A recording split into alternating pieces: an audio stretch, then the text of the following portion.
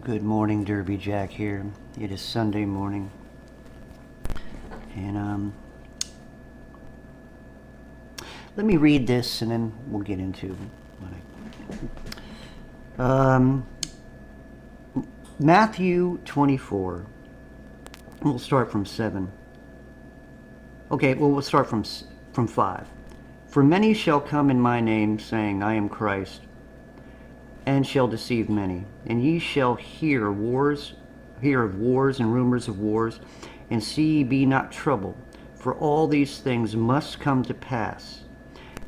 But the end is not yet.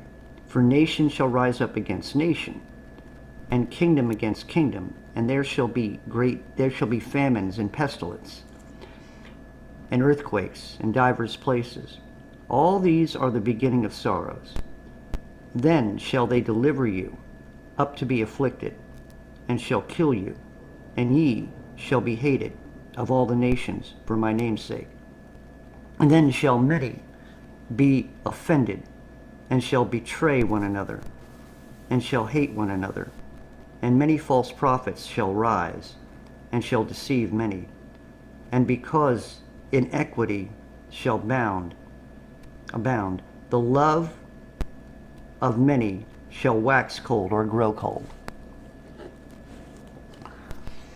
This lines up with Revelation 13. Now, what I'm coming to in today, I'm going to get a little science fiction on you. As some of you know that, I've been a fan of Star Trek and the Stargate universe and all that, even though I know it's all a bunch of shit. I don't believe in it whatsoever. I don't believe in outer space. I'm very firm now in what I trust in and what I believe in. But the stories and the alien thing, basically, to me, is those outside forces that come in and disrupt, the nature of things. That would be the spiritual forces, what they call the aliens. They are alien. They're alien. They are alien to what is of God. What ends up happening is we have a nature. When we're not born again, we have a nature. That nature goes with the course of the nature of the world. And even when the word said, there was a time you walked according to the course of the world, that we no longer are supposed to walk according to the course. Matter of fact, it's not that we're not supposed to. We're supposed to be able to see the aliens for what they are. We're supposed to spiritually be able to see that the course of the world is no longer a course that we really want to go. That's what we call, the truthers, we call it having your eyes open. Not being awoke, but actually waking up from all that. Waking up from the course of the world and where it's going. Now, when you get here, even for Christians, it says, and many false prophets will rise and shall deceive many, and because of iniquity shall abound, the love of many shall what? Wax or grow cold. But he that shall endure unto the end, the same shall be saved. So, understand, for us who have been set apart, we were born into this world as the course of this world, the nature of this world, part of it. When you become born again and you have the Spirit in you, you are now a disruptive. You've broken free from the course. Sort of like those pictures, everybody's going one way and you got the person turned around and going this way. That goes against the course of the thing. Now just think, if one person, no big deal. 2 people, still no. Now you get 100 people, 1,000 people who are waking up and they're no longer walking the course. What ends up happening to the course now? The course becomes estranged. Those who are still asleep and walking according to the course of the nature of the world, they don't like that people are awake. They don't like that the course in which they're going, because that's where pride comes in. and I always keep bringing up pride, your ego. We've been brought up to believe that this is the way things are. And even if it's wrong, like our institution of our government, a bunch of idiots on both sides. I don't care what anybody tells me. I wouldn't vote for these guys to, like I said the other day, I wouldn't let them wash my toilet bowl. All of them together, whether it was Democrats, Republicans, Senate, or whoever. Congress. I don't care. Oh, by the way, remember, even they opened up, they finally opened up they kept the government open. And but remember, if they didn't keep the government open, just remember, just a side note, just to keep in your mind, they would have still gotten paid. Now, the armed forces may not have, and other people and other lower government, chimpanzees, they wouldn't have gotten paid. And maybe you wouldn't have gotten, I'm on Social Security, they could have done it where I couldn't gotten my check. So this is what I'm talking about, is the course of the world. But we allow ourselves to get caught up in the course of the world. That's how you're brought up. You're born into it. Imagine a person who has amnesia. Now, there are different types of amnesia. You can have amnesia and still know certain things, know how to do something that you've done, but you don't know, the people around you. And there's the other one where you don't really know much of anything. And when you wake up and you open your eyes, all of a sudden the people that loved you and you've known for all your life, you don't know them. They're alien to you. The whole world becomes alien. I mean, you know enough, you know how to talk, but you don't know where you got your information. You don't know how you learned. You don't remember all that. I don't know people like that, but I think that would be a very scary and an alien situation. You look in the mirror and you don't even know who you are. That's alien. That would be a feeling that you are an alien in your own body because you don't know. What are they trying to train kids to do? You're an alien in your own body. A different form, but the same, motive. So I remember an episode, I think I've mentioned this one before, where the people, to the course of their world, had wars, supposedly, in the backstory of the show, of this episode. They come to a place where, you ever played when you were my age, Sink the Battleship, where you had somebody on one board and they had their ships and you had to figure out, where their ship was and then if you're going to be able to bomb them or not, and they're on both sides. Well, this was the same type of thing, but they had like a little panel on their computers on one world and they were fighting a war with people on the other world. And this war is, buildings stay up, bombs aren't really blown off. Nothing ever happens. You may have remembered this episode if you ever watched Star Trek. It's an old, the old one. And so they conditioned the people. After not having wars, both sides came up with an ingenious thing. They got their own Sink Your Battleship game going.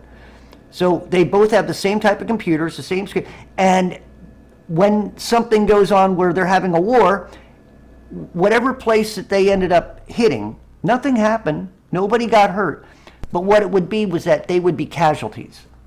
And so people in that area would have to line up from that building or that area into these, what they call, I guess, killing pads, killing rooms, where you walk in, everybody walks in and they get exterminated. They burn up or whatever the case is. And it was a normal thing. They've gotten to these people because they didn't want to have war anymore. It's so expensive to have to rebuild again and go through that. So if we lose the people, we still have the structure. This is where their norm. But you think, well, that's just a movie, that's just a show, it's just science fiction. Is it really? Yes, it was science fiction, but the idea was credible. Why? Because look at what they're able to do in reality. They can change your course. When the course of the world is going one way, you go that way. If the course of the world goes this way, you go that way. It's only those who break free because they become awake. They've seen what's going on. And so you go against the grain, all of a sudden, you're the alien to them. because you are going against the grain of the norm. So I've often imagined, like, how could they make people get to a point to where they would, for the sake of a real war, that they would allow themselves to be terminated. I've always had that in the back of my head about those type of situations. And that was, like I said, yeah, it was just a show. It was just entertainment. But when you look at it from, from the point of, look at what they've been able to do with people now. You know what's happened in the last 3 to 4 years, right? And they said, why? To save lives, right? So you rolled up your sleeve, you done that, and yet people were losing their lives. And these were the ones rolling up their sleeves. But then they come out, and now what is the thing? The things that it can do outweigh all the things that it, you know, that they think it can do. You know, I mean, the risks. You know, the risk outweigh, you know, the dangers. Well, when you got a bottle of poison that you want somebody to have in them, where is the outweigh? But yet, the course of the world and the course of the nature of man allows himself to do it. So to me, what I seen on Star Trek was no different than when people stand 6 feet from one another, wear a tampon on their face, and go and roll up their sleeve, one after another. The same thing. They did it according to the, if you think of the story of the show, the episode, they did it to maintain a structure of their buildings and stuff, so they wouldn't have an ugly, ugly death. They didn't want to deal with the blood, bodies being destroyed and stuff like that. They wanted to a clean genocide, really nice and clean. Well, think of this. Here it's kind of clean because after you've delivered the poison, your hands are you're away from it. You just let the poison do its thing. And people get used to this. They're thinking it's doing one thing. But see, I'm still trying to wrap my head around people who would unnecessarily go into a pod and allow themselves to be killed. But then again, I look at humanity. And if we had a scenario like that, humans would do it. That's how lost we are in a system and in a course. Your nature lines up with the nature of the world. Your nature is fallen. The nature of the world is fallen. Those things are easy. You remember the story, for some of you who have never really heard me say this, the nature of humanity. A child is born. And what is the first thing you're told to do as a parent? Well, make sure you keep the kids out of the cabinets underneath the sink. You don't want them to get in the bleach and in the ammonia and all this other stuff. Oh, another side note. Apparently here, what was it, in one of the states, ammonia truck had overturned and people were evacuated because of the smoke of ammonia. And you'll see. So anyway, they tell you to keep the things away from the children because children are known to get into things, right? So I had a little story about a mother. She's in the kitchen, and little Johnny, he's like 2.5 years old. Now, mom just turned on the water, turned on the front eye, and it's getting red, and she's got water in there, I guess, to cook eggs or something. She's turned the other way, cutting something on the table and on the counter, and Johnny's sitting here, and he's getting ready to touch that eye. Mama turns, don't touch that, you'll hurt yourself. So she turns around, and what does Johnny do? All of a sudden, Johnny's crying, ah! And what happens? Mom comes over, she kisses the wound. I told you not to touch it, puts a little ice on there under the water, and says, don't do it again. But she turns around, and what happens? This time she walks out of the room, or maybe answers the telephone or something. Little Johnny does it again. The course of the world. Little Johnny is part, 2.5 years old, and is already showing signs of going with the flow, doing the opposite. See, we are prone to do the opposite of good. We are prone to do those things that could destroy us more than we would like to think. And of course, we do that more often than we do trying to save ourselves. And sometimes in the thing of saving ourselves, we become haphazard, and we're trying to save ourselves for wrong reasons, or try to save something, you know. Like I said, you go back to that episode of that Star Trek. They wanted to save structures over the people. So the people went with it. Well, we got killed. They destroyed that. They destroyed that area. That means we got to die. You know, to keep a real war from happening, they have to die. When the game was, that's what it was, basically a game. And of course, what did Captain Kirk do? Captain Kirk, at the end of the movie, he ends up destroying the show. It says, now you got to make a decision. Is it real peace, or is it going to be a real war? Bringing fear into their hearts.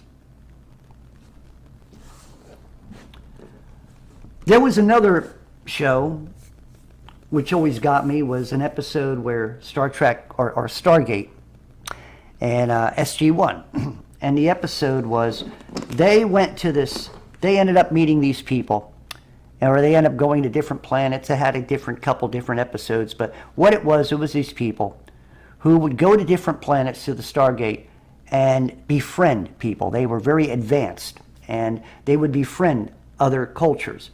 And they'd come in and have medications and vaccines and all kinds of things to make life easier. They were able to teach people how to grow stuff better. But what ended up happening was, as time would go on, each world they went to, and each culture, they would give them all these things, you know, and teach them all this stuff and sciences, and all of a sudden their wars were gone because everybody had enough of everything. And then after a while, the vaccines, of course, were working in a way people weren't expecting. They ended up finding out that, you know, the medicines they were getting from this particular world, and what they were trying, that the people, women were becoming not able to have children. Men were not having enough sperm, and women's eggs were not able to no longer have, you know, produce a child. And women became sort of barren. And of course, as time went on, the culture would die off. And guess who inherited the world? The visitors. They make each world a farmland to feed their worlds, because they have a handful of worlds. But the course of the people allowed them, for the few easy conveniences that this world gave them, the advances that this world gave them, they didn't realize that everything that was being given, that there was going to be a price to pay. They didn't open up their eyes. And the ones who did, of course, were pushed to the side, sort of like us truthers on YouTube and other platforms, pushed to the side, not wanting to, you know, people don't want to hear the truth because of as easy the world is now. They can do this they've never done before, you know, maybe advances like flying cars or whatever. You know, they were getting it all, and little did they know that what they were giving up was to populate. They were giving up their availability. Out of all the things that they were given, the one thing that was most important was the survival of humanity on that particular planet. But they gave it up and became extinct. The course of that world. See, I could go on and on with science fiction movies and tell you these. The thing of it is that it just goes to show, those movies are made to show the attitude of humanity, and to show how easy it is for us to be manipulated twisted, how easy it is for us to become perverted, how easy it is for us, humanity, to follow to and fro, because God says it. Every wind of doctrine. You hear things over here and you hear things over here. And you go swaying back and forth, listening to each side. But yet, the side you should be listening to, which goes against the course of the things you're listening to, is what you should be listening to. And that's God and His Word. That's the truth of the mighty Word of God. But no, we would rather go with the course of the world. Because the course of the world, what is it promising? As aliens coming to another planet, coming to Earth, what are they promising? Prosperity. If you only follow the course of what we're showing you and what we're trying to do for you, you will find your life being better. What does Klaus Schwab say in simple terms? You will own nothing and be happy. You won't have to worry about having to pay for those things. You won't have to worry about when they break down. You could just get something different. So what is the course of the world now? Is to give up your independence. To give up your livelihood. To give up the things you earned. No longer is that going to be the course of the world. Now you have to learn a new course and follow its path and be a good citizen. And whether you like it or not, some people adjust their likability of what's going on. They adjust it because what is the words that we normally say? Well, what are you going to do about it? That's just the way it is. So they accepted the course. They've accepted it in their heart. They've accepted it out of inconvenience. And what do? Well, look at what we do have compared to what we lost. And try to make what they've received and what they've inherited or what advances have come to make it seem like, and they keep pushing it. Well, this is the good thing. This is a good thing, I know we lost, but look at the good that can come out of this, right? What are they offering us now? They're offering us a new way of you will be safer if we go digital on the money situation. Course of the world, a new course, a course that sort of puts you in that prison or prism.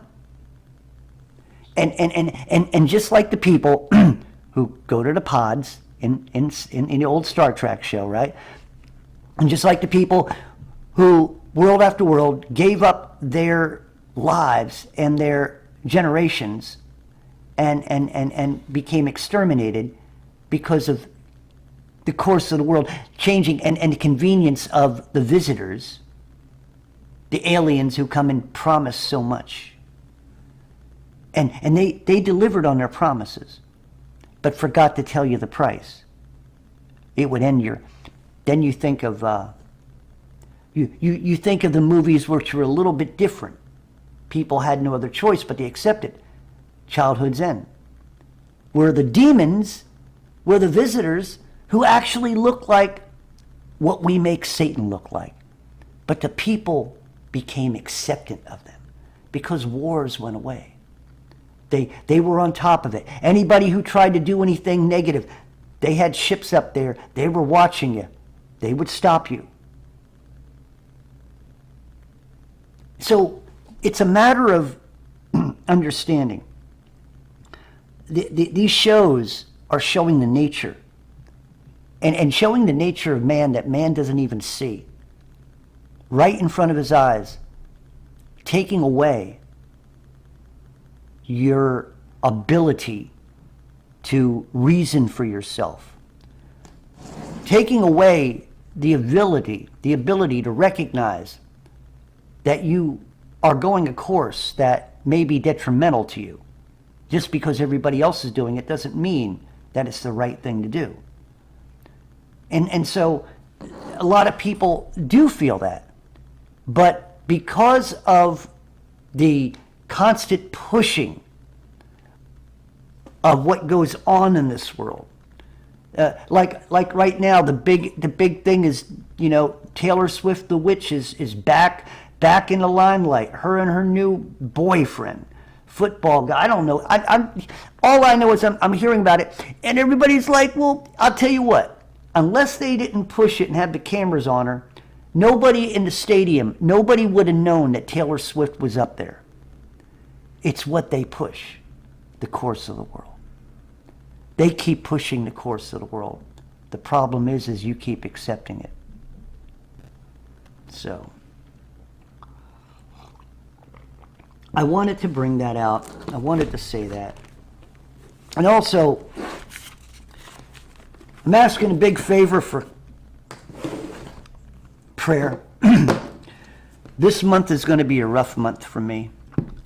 I cannot get a regular job because I can't stand on my feet for long periods of time. I've tried doing things on the internet, and it's a lot of it is just it's a big scam. This thing on the side that I'm doing, I don't expect much from it, but I'm dealing with health insurance, man. They took money out of my account that was very detrimental for me to have to help pay my next bill, which would be living here, and I got to talk to them tomorrow to find out why it was, because it was never supposed to be. I got paperwork I was never supposed to have money taken out.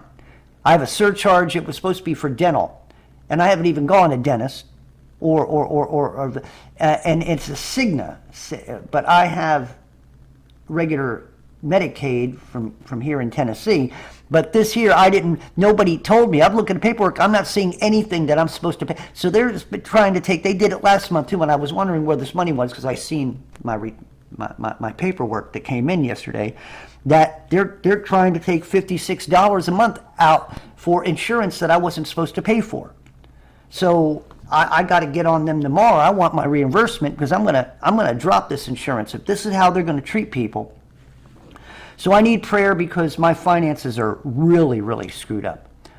And if anybody could help, in respect, maybe a small donation would help my ministry and help me. It's not that I'm asking under real desperation. I'm asking as one believer to another. I need some help. Not much, just a little help. So if anybody can find it in their heart, and God will reward you for your giving, if possible. But what I do need is prayer. Out of mostly anything else, if you can't afford it, I know that through prayer, God makes a way for things to happen. My belief system has got to stay strong. I have got to believe in God. I have to believe in my heart, that my faith has got to be, and I believe my faith is built up to know that God is not going to let me down.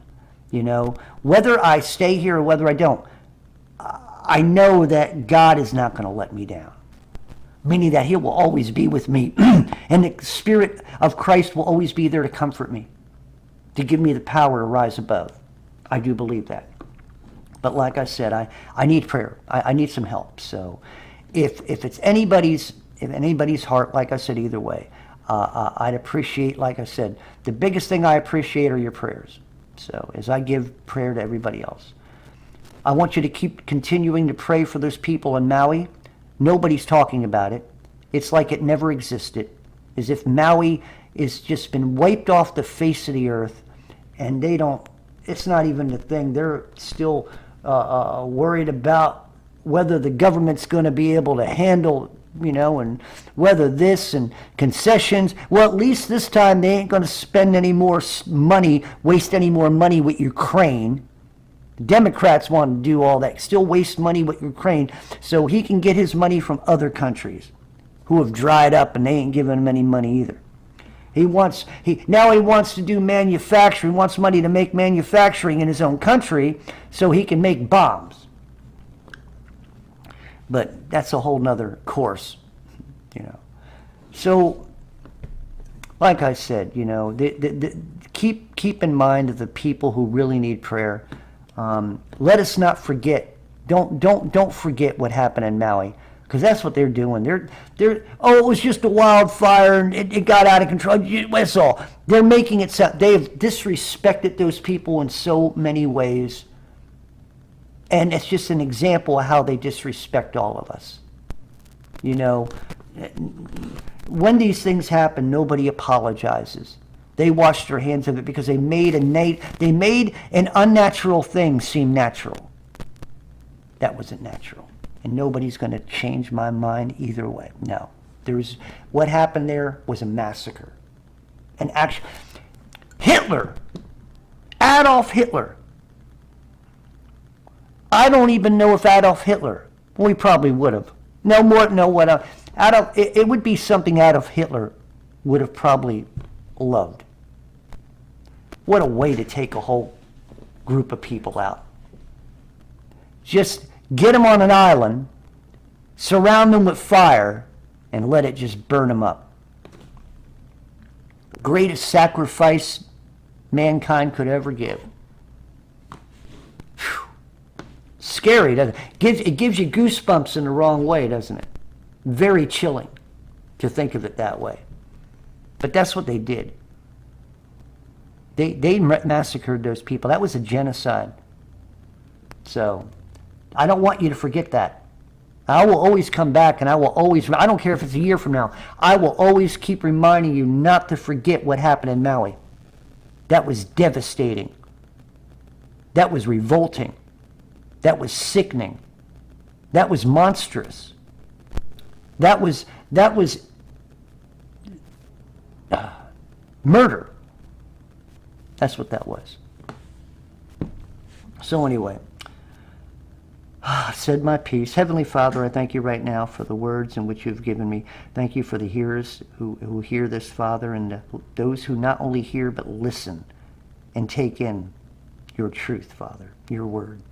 I thank you that we can see where the course of this world is taking us and how many of us need to jump off that course and go the opposite way.